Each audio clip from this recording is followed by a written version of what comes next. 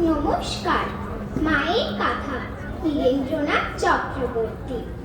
রামু চৌধুরী আর শ্যামু চৌধুরী দুই ভাই গিয়েছিল জলপাইগুড়ি। তখন শরৎকাল, দিন মানে বটে। ভাদ্রের রোদ্দুর বেশ খটখটে, কিন্তু রাত্রে রোজ বৃষ্টি ধারায় আচমকা কনকনে শীত পড়ে যায়। কাঁপুনিতে হাড়ে হাড়ে ঠোকাঠুকি লাগে। মনে হয় ঘাড়ে দাঁত বসিয়েছে বাঘে। হোটেলে নৈশাহার শেষ হলে তাই চটপট টুপি মোজা পরে দুই ভাই। বিছানায় ঢুকে দেয় কম্বল মুড়ি রামু চৌধুরী আর শ্যামু চৌধুরী। কিন্তু বৃষ্টি ধারা জোরদার হলে ঠেকানো যায় না শীত লেপ কম্বলে।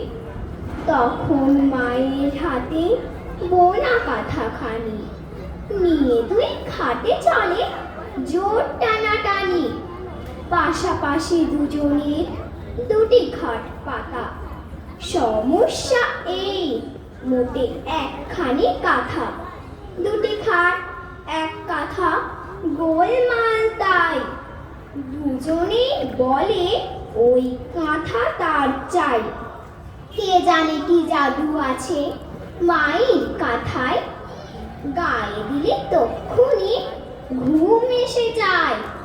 উটি ছাড়া কিছুতেই শীত কাটে না যে। বেঁধেছে ঝগড়া তাই দুজনের মাঝে। ছোট ভাই শ্যামু, তার বড্ডই রাগ। সে বলে কাঁথাটি কেটে করো দুই ভাগ। বড় ভাই হেসে বলে তার যে আয়, শুয়ে পড়ি একই খাটে একই বিছানায়। কাঁথা মুড়ি দিয়ে হবে ঘুম পরিপাটি। কাটতে হবে না আর মায়ের কাঁথাটি। দুই ভাই ঘুমোয় একই কাঁথা দিয়ে মুড়ি। রামু চৌধুরী আর শ্যামু চৌধুরী। নমস্কার।